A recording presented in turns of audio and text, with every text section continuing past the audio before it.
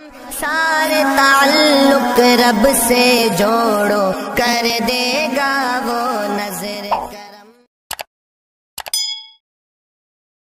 اما بعد فقد قال النبي صلى الله عليه وسلم افضل الصيام بعد شهر رمضان صيام شهر الله المحرم او كما قال عليه الصلاة والسلام۔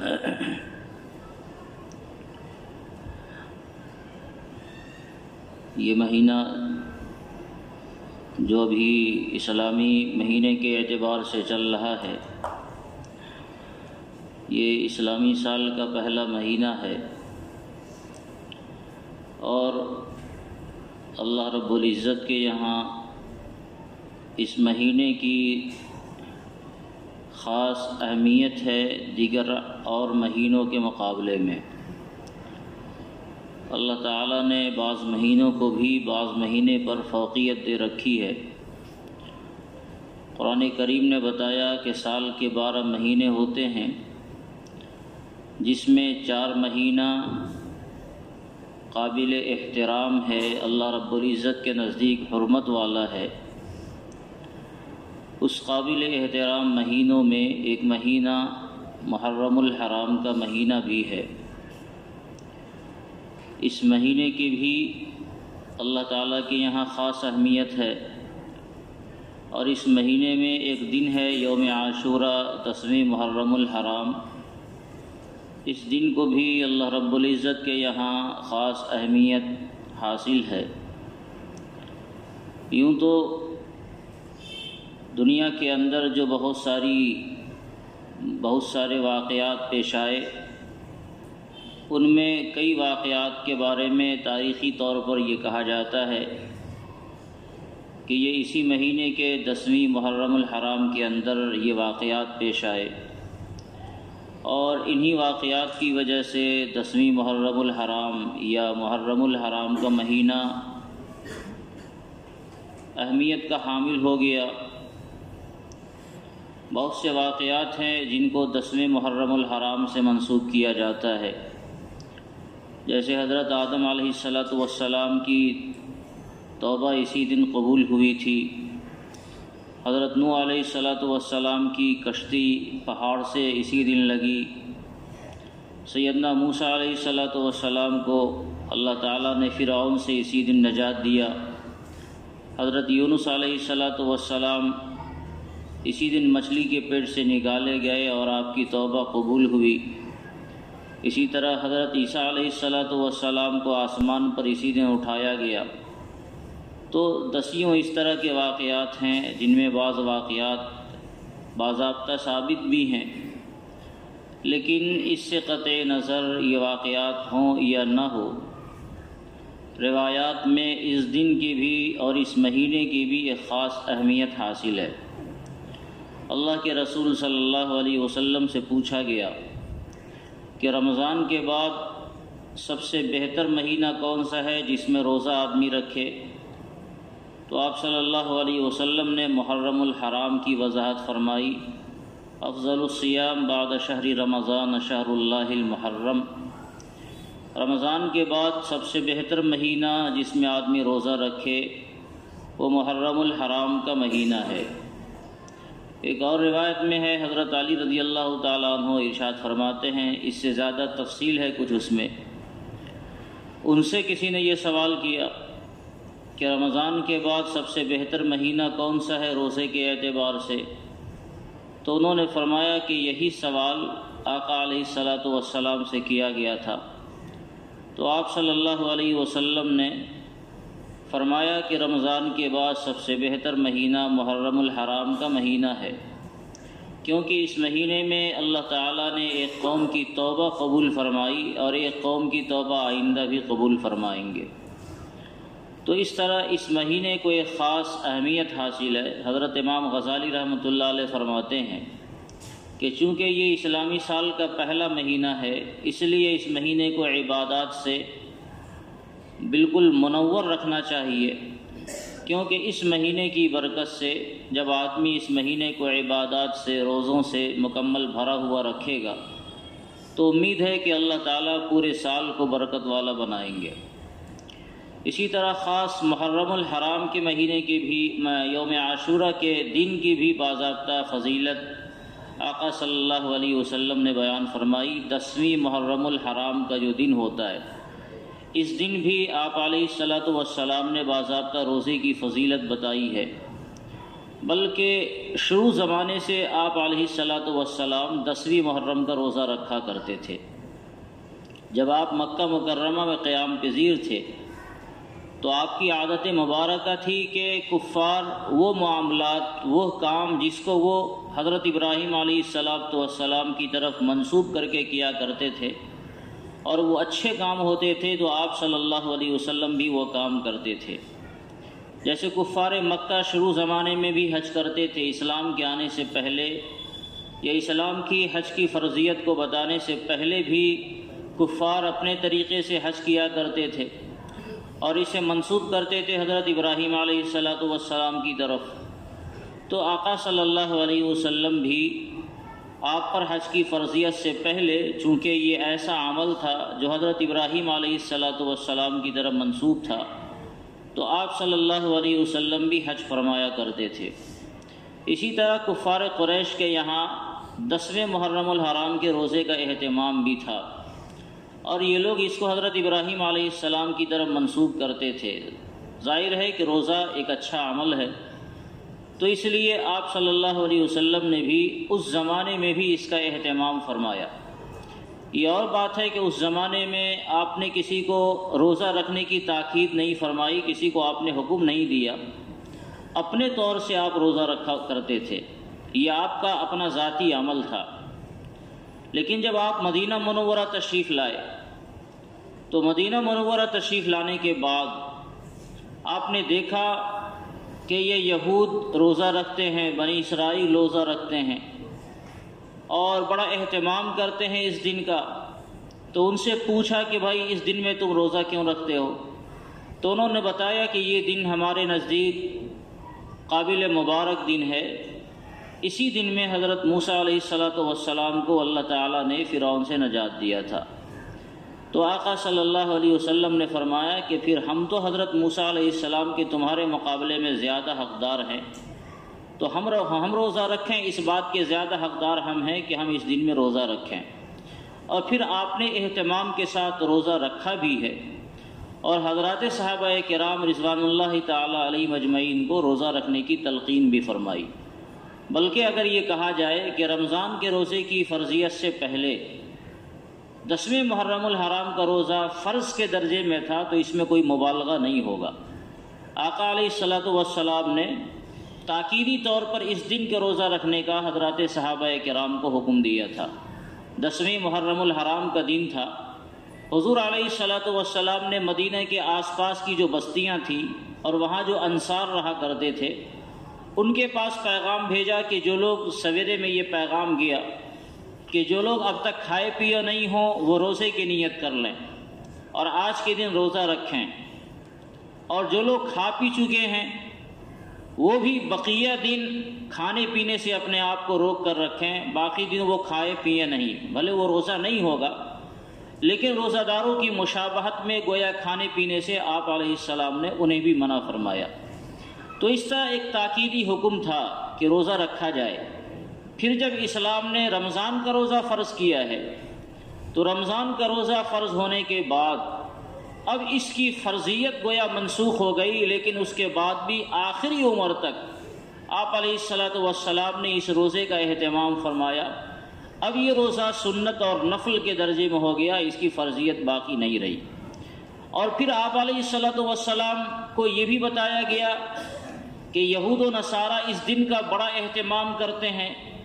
بہت زیادہ اس کا اکرام کرتے ہیں، اور اسلام نے ایک خاص حکم دیا کہ اسلام غیر ادیان کی مخالفت کرے گا، اس کی مشابہت اختیار نہیں کرے گا۔ آقا علیہ السلام نے باضابطہ متنبہ کیا ہے لوگوں کو، خالف الیہود والنصارى، کہ یہود اور نصارہ کی تم مخالفت کیا کرو۔ تو ایک طرف دین اسلام نے باضابطہ مخالفت یہود و نصارہ کا ہمیں حکم دیا، اور دوسری طرف اسی دن میں وہ حضرات روزہ رکھا کرتے تھے تو آپ علیہ الصلوۃ والسلام نے اس بات کی تمنا ظاہر فرمائی کہ آئندہ سال اگر ہم رہے تو آئندہ سال ہم اس روزے کے ساتھ ایک روزہ اور ملائیں گے اور 9 محرم کا بھی انشاءاللہ روزہ رکھیں گے۔ یہ اللہ کی قدرت تھی، اللہ تعالیٰ کا فیصلہ تھا کہ آئندہ سال آپ علیہ السلام دنیا میں نہیں رہے، لیکن آپ نے اپنی اس خواہش کا اظہار فرمایا کہ اگلے سال اس روزے کے ساتھ ایک دن کو اور ملا لیں گے۔ نبی خاص طور سے 9 محرم الحرام کا تذکرہ کیا کہ 9 محرم الحرام کو بھی ہم روزہ رکھیں گے۔ اس سے حضرات فقہا نے اور حضرات علماء نے یہ مسئلہ بتایا کہ مستحب ہے کہ 10ویں محرم الحرام کے ساتھ 9 محرم الحرام کا بھی یا 11ویں کا بھی ایک دن آگے یا ایک دن پیچھے روزہ ملا لیا جائے اور اس طرح روزہ رکھا جائے تاکہ یہود و نصارہ کی مخالفت ہو سکے۔ ہمیں چونکہ یہود و نصارہ کی مخالفت کا حکم دیا گیا، آپ علیہ السلام نے فرمایا من تشبہ بقوم فہو منہم، جو آدمی کسی قوم کی کسی جماعت کی مشابہت اختیار کرتا ہے اس کا شمار اسی میں ہوتا ہے۔ تو یہود و نصارہ کے یہاں 10ویں محرم الحرام کے روزے کا اہتمام تھا، تو ایسا نہیں ہو کہ ہماری ان سے مشابہت ہو جائے۔ حالانکہ نیک کاموں کے اندر ایک مستقل مسئلہ ہے، نیک کاموں میں اگر شریعت نے ہمیں کسی کام کا باضابطہ حکم دیا اور اس کام کی مشابہت ہو جائے تو یہ مشابہت نہیں کہلائے گا۔ اگر مشابہت ہو گیا تو ہوا کرے، ہم اس کی وجہ سے نہیں چھوڑیں گے۔ مثال کے طور پر اگر کوئی آدمی نماز پڑھتا ہے، اب یہود و نصارہ بھی 5 وقت کی نماز پڑھنے لگیں، تو ہم اس سے یہ استدلال کریں کہ ہمیں یہود و نصارہ کی مخالفت کا حکم دیا گیا، اس کی مشابہت سے بچنے کی تلقین کی گئی، اب تک 1450 سال تک ہم نماز پڑھتے چلے آ رہے، اب ان لوگوں نے بھی نماز پڑھنا شروع کیا تو اس کی مخالفت میں ہم نماز چھوڑ دیں، ظاہر ہے یہ عجیب سی بات ہوگی۔ باضابطہ شریعت اسلام نے جب ہمیں کسی کام کا حکم دے دیا، اب اگر یہ لوگ اس کام کے اندر مشابہت اختیار کرتے ہیں یا نہیں کرتے ہیں تو یہ ہمارا کوئی مسئلہ نہیں ہے، وہ مشابہت اختیار کرتے رہیں، کیا کریں۔ آقا علیہ الصلوۃ والسلام نے جو یہ حکم دیا، چونکہ پہلے سے وہ لوگ یہ کام کر رہے تھے،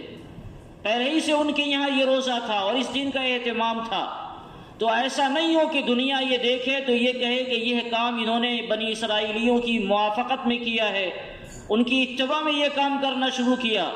اس لیے آپ علیہ الصلوۃ والسلام نے اس کی تمنا ظاہر فرمائی کہ اگلے سال ہم اس کے ساتھ 9 محرم الحرام کو بھی ملائیں گے،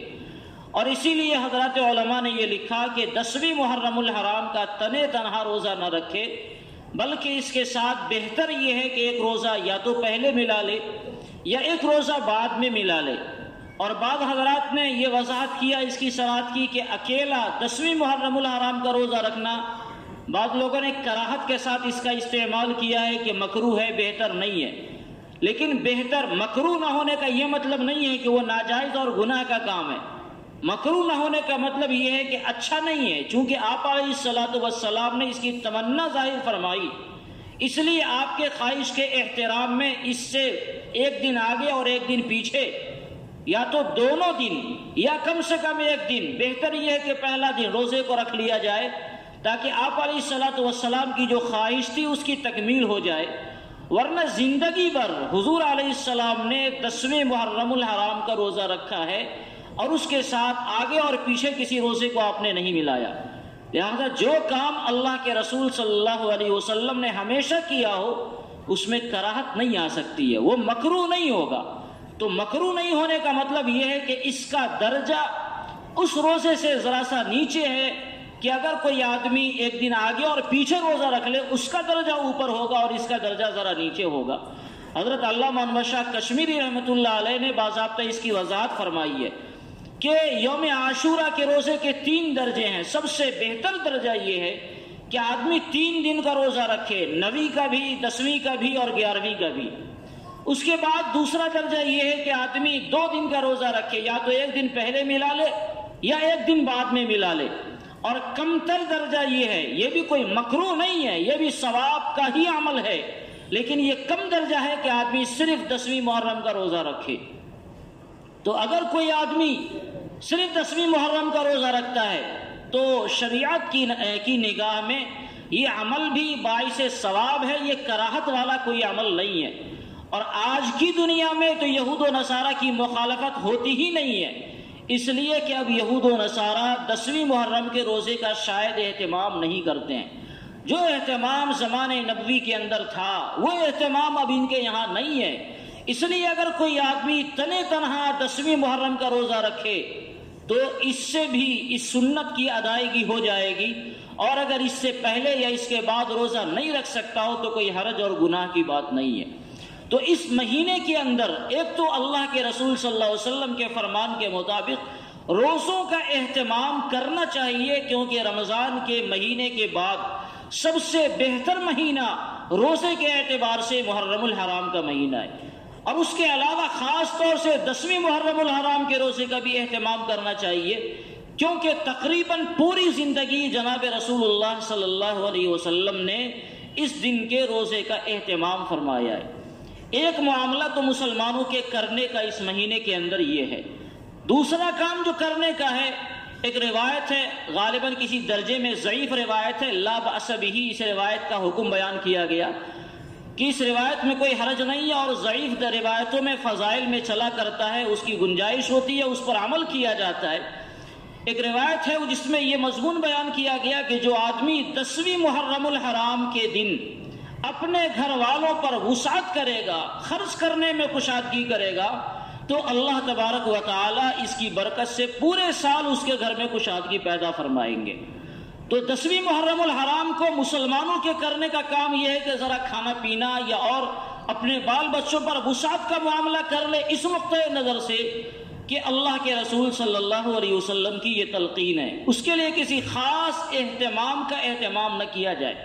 کوئی خاص پکوان نہ پکائی جائے، اپنی حیثیت سے جو آدمی کر سکتا ہے ذرا سا اہتمام اگر ایسا کر لیتا ہے تو اس روایت پر اس کا عمل ہوگا، اور اس کی برکت سے اللہ تبارک و تعالی پورے سال اس کے ساتھ وسعت کا اور کشادگی کا معاملہ فرمائیں گے۔ یہ دو کام ہیں جو محرم الحرام کے تعلق سے خاص طور سے کرنے کے ہیں۔ محرم الحرام میں اگر ایک دن آدمی روزہ رکھتا ہے تو اس ایک روزہ رکھنے کا ثواب آپ علیہ السلام نے فرمایا 30 دن روزہ رکھنے کا ہے، اور اگر کوئی آدمی یوم عاشورہ کو روزہ رکھتا ہے تو یوم عاشورہ کو روزہ رکھنے کا ثواب یہ ہے کہ اللہ تعالیٰ پچھلے 1 سال کے گناہوں کو مٹا دیتے ہیں، معاف فرما دیتے ہیں۔ جو آدمی یوم عرفہ کو روزہ رکھے گا تو اللہ تبارک و تعالیٰ 1 سال آگے اور 1 سال پیچھے کے گناہوں کو مٹاتے ہیں، اور جو آدمی یوم عاشورہ کو روزہ رکھے گا، 10ویں محرم الحرام کو روزہ رکھے گا، تو اس کی برکت سے اللہ تعالیٰ 1 سال کے پچھلے گناہوں کو مٹا دیتے ہیں۔ اور مفسرین نے، محدثین نے، شارحین نے یہ بیان کیا کہ اس طرح کے گناہوں کے مٹانے کا مطلب گناہ صغائر ہوتے ہیں، گناہ کبائر نہیں ہوتے۔ گناہ کبائر یہ توبہ سے معاف ہوا کرتے ہیں، صغیرہ گناہ جو انسان کی بے خیالی کی وجہ سے ہو گیا، وہ رہ گیا، اسے پتہ نہیں چلا، ایسے گناہوں کو اللہ تبارک و تعالیٰ مٹا دیتے ہیں۔ تو یہ بھی کوئی کم بڑا انعام نہیں ہے کہ ایک دن روزہ رکھنے کا ثواب 30 دن روزہ رکھنے کا ہے، اور اس ایک روزہ رکھنے کی وجہ سے اللہ تبارک و تعالیٰ 1 سال کے گناہوں کو مٹاتے ہیں۔ تو یہ ثواب کوئی کم بڑا نہیں ہے۔ انسان کی آنکھ بند ہوگی تب اس کی اہمیت کا اور اس کی قدردانی کا اندازہ ہوگا کہ اللہ تعالیٰ نے کتنا انعام ہمیں دیا۔ یہ کام تو وہ ہے جس کا تعلق شریعت مطہرہ سے ہے، جس کی رہنمائی ہمیں شریعت مطہرہ سے ملتی ہے۔ اس کام کے علاوہ محرم الحرام سے اسلام کا اور مسلمانوں کا کوئی تعلق نہیں ہے۔ اس کام کے علاوہ دنیا بھر میں اگر مسلمان محرم الحرام کے تعلق سے کوئی بھی عمل کرتے ہیں، کوئی سا بھی کام کرتے ہیں، تو یاد رکھیے اس کام کا اسلام سے کوئی تعلق نہیں ہے۔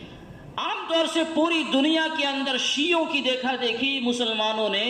سیدنا حضرت حسین رضی اللہ تعالی عنہ کو، جن کو امام حسین غلط فہمی سے ہم لوگ کہتے ہیں، امام حسین کہنا، امام لگانا، یہ شیعوں کا عقیدہ ہے، جس عقیدے کی بنیاد پر ہم لوگوں نے،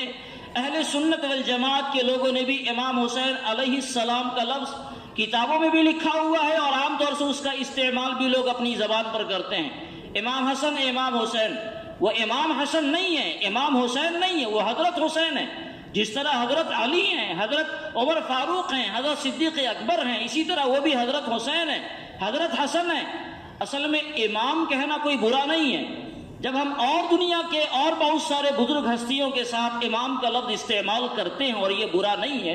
تو اگر حضرت صدیق اکبر رضی اللہ تعالیٰ عنہ کے ساتھ امام کا لقب استعمال کرے امام ابو بکر، کوئی برا نہیں ہے، امام عمر کوئی برا نہیں ہے، ظاہر امت میں ان سے بڑا امام کون ہوگا، امام حسن ان سے بڑا امام کون ہوگا،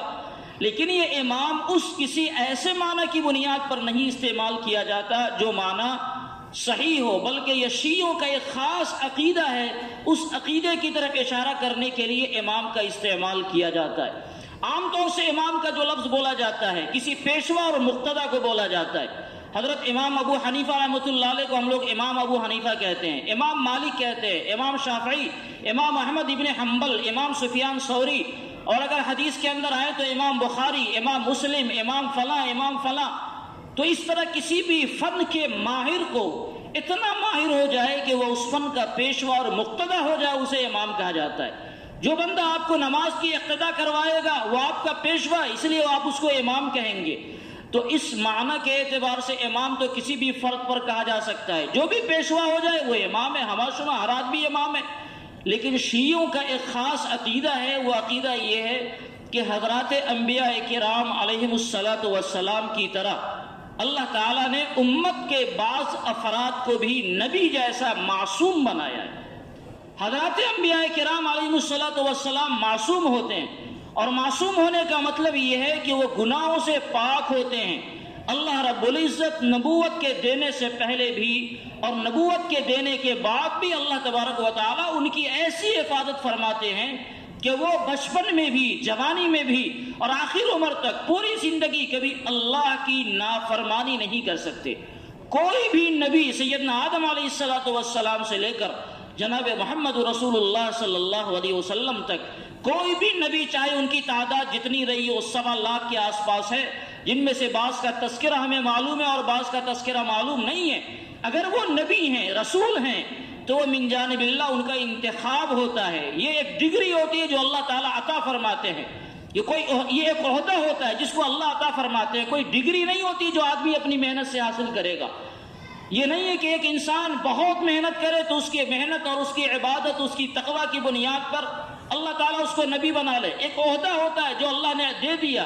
فلاں کا انتخاب کیا ان کو دے دیا، ان کا انتخاب کیا ان کو دے دیا۔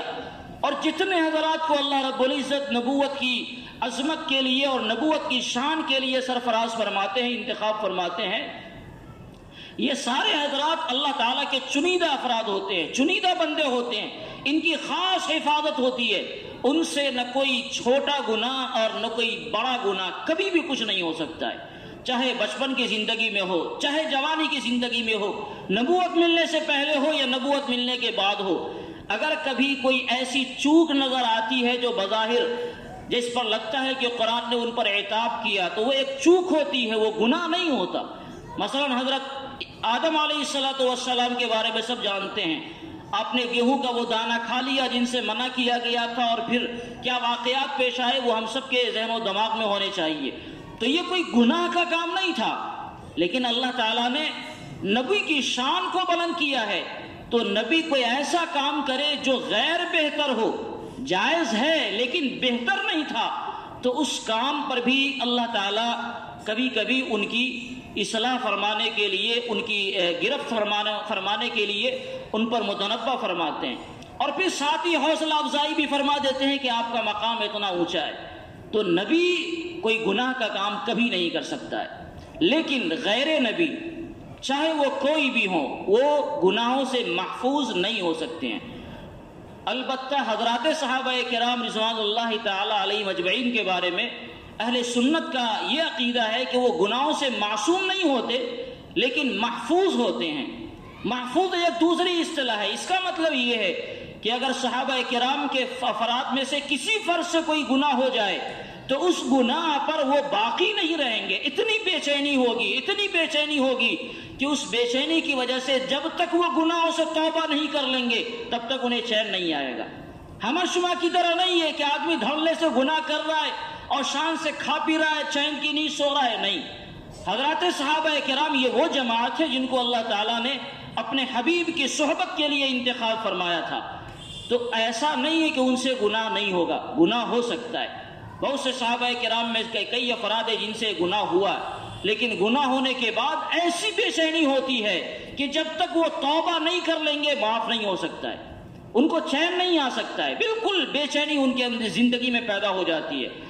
تو عصمت کا جو عقیدہ ہے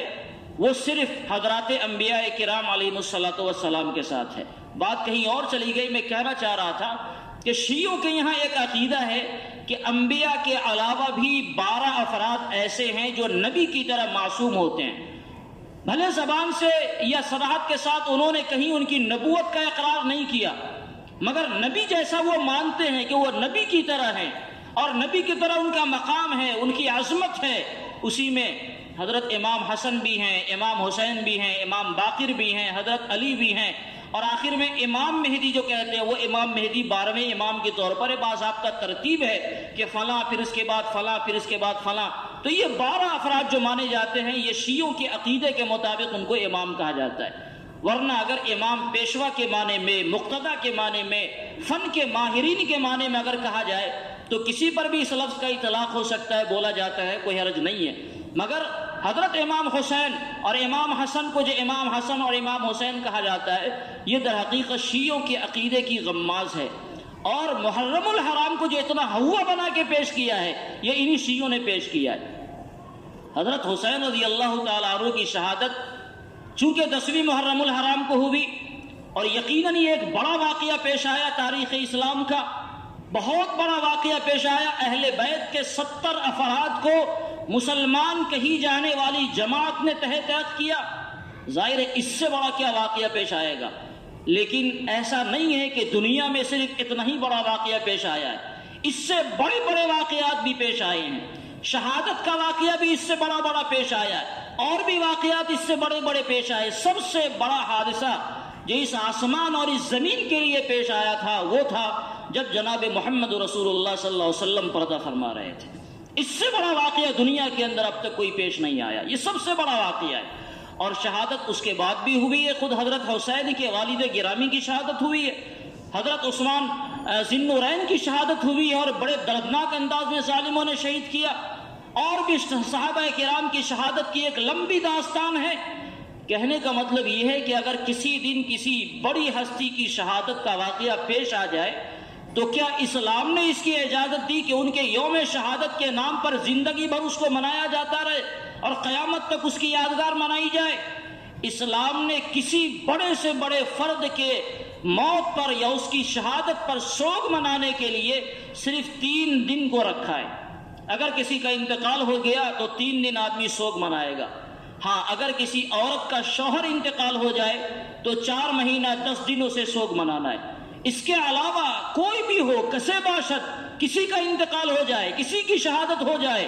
3 دن گزرنے کے بعد اسلام مسلمانوں سے کہتا ہے کہ آپ اپنے معمول کے مطابق زندگی گزاریں اور ان کا سوگ نہیں منائے۔ آقا صلی اللہ علیہ وسلم دنیا سے پردہ فرما گئے، مسلمان ان کا سوگ نہیں مناتا۔ صدیق اکبر دنیا سے چلے گئے، مسلمان ان کا سوگ نہیں مناتا۔ یہ خلفائے راشدین چلے گئے، صحابہ کرام کی بڑی بڑی جماعت چلی گئی، اور کوئی سوگ ہم نہیں مناتے، اور حضرت حسین کا سوگ مناتے ہیں۔ اصل میں یہ شیعوں کی پیداوار ہے۔ شیعوں کو ایک خاص نظریے کے تحت انہوں نے سوگ منانا شروع کیا،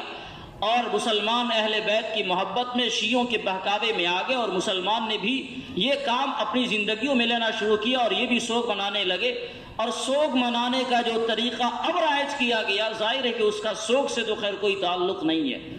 سوگ منائے گا آدمی ڈھول بجا کر، اور سوگ منائے گا شراب پی کر، ناچ گانے کر کے، اور سوگ منائے گا آدمی نماز وغیرہ چھوڑ کر۔ اگر یہی سوگ منانا ہے تو ایسی سوگ پر 1000 بار توبہ۔ مسلمان جو آج کر رہا ہے، آج کا جو مسلمان محرم الحرام کے مہینے میں یا 10ویں محرم الحرام کے دن یا اس سے آگے پیچھے جو عمل بھی کرتا ہے، یقین جانیے کہ اسلام کا اس سے نہ صرف یہ کہ کوئی تعلق نہیں ہے، بلکہ یہ وہ کام ہے، آپ کسی بھی عالم سے پوچھیں، کسی بھی مسلک والے سے پوچھیں، کوئی بھی عقیدے والے سے پوچھیں تو بتائے گا کہ ان کاموں کی اسلام مخالفت کرتا ہے اور سختی سے ان کاموں سے روکتا ہے۔ ہمارے بریلوی بھائی، ان کے جو متدین علماء ہیں وہ بھی کہتے ہیں کہ یہ کام کرنا غلط ہے، یہ کام کرنا غلط ہے، لیکن جب آدمی بدعملی پر آتا ہے اور اپنی نفس کی خواہشات کو عمل کرنے پر آتا ہے تو وہ کیا کسی کے سنے گا کہ فلاں مولانا صاحب بھی یہ کہہ رہے ہیں اور فلاں مولانا صاحب بھی یہ کہہ رہے ہیں۔ مسلمانوں نے جو کچھ کر رکھا ہے، یقین جانیے اسلام پر یہ ایک بدنما داغ ہے جس کو ہم لوگ کرتے ہیں، اور ہماری جماعت شاید نہ کرے لیکن ہم لوگ بھیڑوں میں اضافہ کر کے گویا اس میں شریک ہوتے ہیں۔ آج اگر آپ کو اس کی ہولناکی کا اگر پتہ نہیں ہے تو کل قیامت کے دن اللہ تعالیٰ کے دربار میں جب اس سلسلے میں باز پرس ہوگی کہ کہیں ڈھول بج رہا تھا حضرت حسین کی شہادت کے نام پر نہیں، ان کی شہادت میں خوشی کے نام پر، جو کام یزیدیوں نے کیا کہ خوشی میں ڈھول بجائے کہ ہمارا دشمن مر گیا، انہوں نے اپنا دشمن سمجھا، وہ کام مسلمان کر رہا ہے ڈھول بجا کر۔ یزیدیوں نے یہ کیا تھا کہ حضرت حسین کے سر کو لے کر چاروں طرف ناچنا شروع کیا اور ڈھول بجانے شروع کیے۔ یہ جو سیپل ہے یہ کیا ہے؟ یہ اسی کی ایک پیداوار ہے اور اسی کی یادگار اور علامت کے طور پر مسلمان مناتا ہے۔ جو کام یزیدیوں کو کرنا چاہیے وہ کام حسینی لوگ کر رہے ہیں، وہ لوگ کر رہے ہیں جن کے دل میں حضرت حسین کی محبت ہے، یہ لوگ کر رہے ہیں۔ یقین جانیے کہ یہ کام ایسا ہے جس سے خود حضرت حسین کی روح کو تکلیف ہوتی ہو۔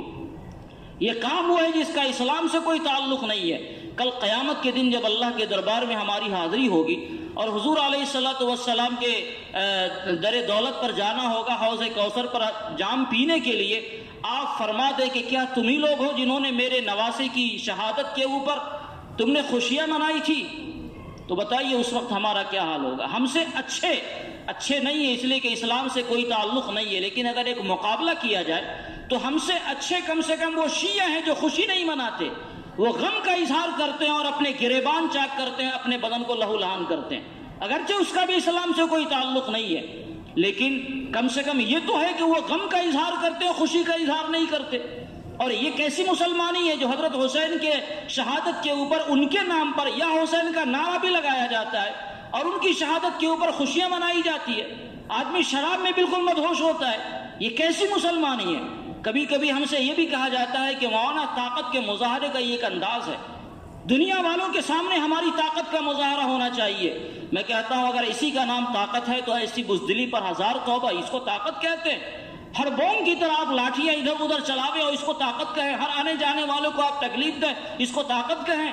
اسلام نے ہر چیز کے اصول بتائے، اگر آپ کو طاقت استعمال کرنا ہے تو باضابطہ شریعت نے اس بات کی تلقین کر رکھی ہے کہ ایک طاقتور مسلمان کمزور مسلمان سے بہتر ہوتا ہے، اور غالباً اس سے پہلے بھی میں نے کہا تھا کہ ہر مسلمان کو اپنی طاقت کی حفاظت کے لیے اور اس کی بڑھوتری کے لیے ایسے کام کرنے چاہیے جن کاموں سے انسان کی زندگی میں قوت آتی ہے۔ ایک طاقتور مسلمان اللہ کی نگاہ میں بہتر ہوتا ہے۔ آپ ورزش کریں، ورزش کے جو طریقے ہیں اسے اپناویں۔ ایک زمانے میں کھیل ہوا کرتے تھے، سارے کھیل ہم نے چھوڑ دیے، کبڈی کھیلیں اس سے طاقت ہوگی، کچھ اور دوسرا کام کر لیا کرے اس سے طاقت ہوگی۔ اپنی صحت کی حفاظت کے لیے اگر کچھ نہیں کر سکتے تو بیڈمنٹن کھیلیں، روزانہ دوڑ بھاگ کریں، گھوڑ دوڑ کریں، گھوڑا نہیں ہے آج کے زمانے میں تو، اور بھی تو ایسے بہت سارے کام ہیں جس کو کیا جا سکتا ہے اور جس کی وجہ سے طاقت ہو سکتی ہے۔ کراٹے سیکھ لیں، لاٹھی چلانا باضابطہ سیکھیں،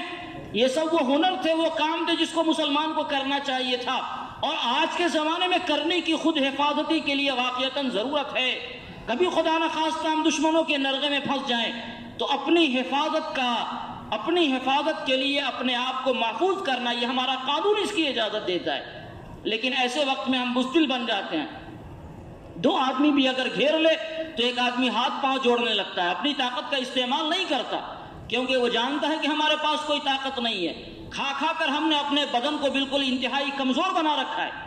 تو طاقت کو کرنے کے لیے تو ہمیں واقعی بہت سارے کام کرنے ہیں جو کرنے چاہیے۔ یہ کون سی طاقت ہے جس کے ذریعے ہم انسانوں کو مستقل پریشان کرتے ہیں؟ ہر آنے جانے والا ہم سے پریشان ہوتا ہے، پوری رات ڈھول بجا کر بیچارے ایسے لوگوں کو جو بیمار ہیں ان کو سونے نہیں دیا جاتا، جو ہمارے اڑوس پڑوس میں رہنے والے لوگ ہیں ان حضرات کو تکلیف ہوتی ہے۔ یقین جانیے اس کا اسلام سے کم کوئی تعلق نہیں ہے، اور اگر کوئی آدمی اس بھیڑ میں اضافہ کرتا ہے تو اللہ کی نگاہ میں وہ بھی ایسا ہی مجرم ہے جیسے اس کام کو کرنے والا۔ اس لیے ہم سب کو شریعت کے مطابق زندگی گزارنے کی مکمل فکر کرنی چاہیے، اور ایسا کوئی کام نہیں کرنا چاہیے جس سے جانے میں انجانے میں ہم کر لیں اور اللہ تعالی ہم سے ناراض ہو جائے۔ اگر خدا نخواستہ محرم الحرام کے جلوس منائے جاتے ہیں تو ہم سب کی ذمہ داری، الحمدللہ ہمارا گاؤں کم سے کم تو الحمدللہ محفوظ ہے، لیکن ہم لوگ میلہ دیکھنے جاتے ہیں، یہ میلہ دیکھنے کو بھی بند کریں۔ ہم سب طے کر لیں کہ اس دونوں دن 3 دن جب بھی ہڑبوگ مچ رہی ہو، ایک فرد نہ ہمارا کوئی مرد بازار کی طرف جائے اور نہ کوئی عورت بازار کی طرف جائے، اور بازار کی طرف جانا چھوڑ دیجئے، جب ہماری گلی کوچیوں سے اس طرح کے لوگ گزرتے ہیں تو تو ہم دیکھتے ہیں کہ ہماری گھر کی عورتیں ایک دم دھڑلے سے گھر سے باہر دروازے پر آتی ہیں اور بڑے اہتمام کے ساتھ دیکھتی ہیں. پتہ نہیں کون سی چیز اس میں دیکھنے کی ہوتی ہے. بھائی ڈھول کی آواز ڈھب ڈھب کی آ رہی ہے، اس میں دیکھنے والی بات کیا ہے؟ وہ سیپل بے قسم کا بے ہنگم قسم کا بنا ہوا ہے. اگر آپ کو دیکھنا ہے تو تاج محل جا کے دیکھائیے، دلی کی جامع مسجد جا کے دیکھائیے. اپنے یہاں بہت سارا کچھ دیکھنے کو ہے. ماں باپ کا چہرہ دیکھ لیجئے، ثواب بھی ہوگا. لیکن اس بےہودہ چیز کو دیکھنے میں کون سی چیز اس میں ملی ہوئی ہوتی ہے جس کو آدمی اتنے شوق سے دیکھتا ہے؟ میری سمجھ میں تو کم سے کم آج تک نہیں آیا کہ اس میں دیکھنے والی کیا چیز ہے. اگر وہی دیکھنا ہو تو ہماری مسجد کا پاخانہ دیکھ لیجئے، بڑا خوبصورت بنا ہوا ہے. کچھ تو دیکھ لیجئے. جو چیز دیکھنے کی نہیں ہے وہ آپ دیکھنے کے لیے سب لوگ گھر سے ایسا نکلتے لگتا ہے کوئی بڑا اہم کام انجام دیا جا رہا، اور اس کے بغیر مسلمانی ہماری بچ نہیں پائے گی. میں اس لیے کہہ رہا ہوں کہ اپنے آپ کو ہم بچاویں، اپنے گھر کے لوگوں کو بھی بچاویں، گھر کے بچوں کو بھی بچاویں. بچپن سے تربیت ہوتی ہے. ہمارا اگر کوئی بچہ دوڑتا ہے فوراً اس کو روکیں، گھر میں رہو، کوئی آواز تمہیں نہیں سننا اور کچھ بھی نہیں دیکھنا ہے. ایسا کریں گے تو ہمارا ماحول دیندارانہ ہوگا. اللہ تعالیٰ کہنے سننے سے زیادہ عمل کی توفیق عطا فرمائے.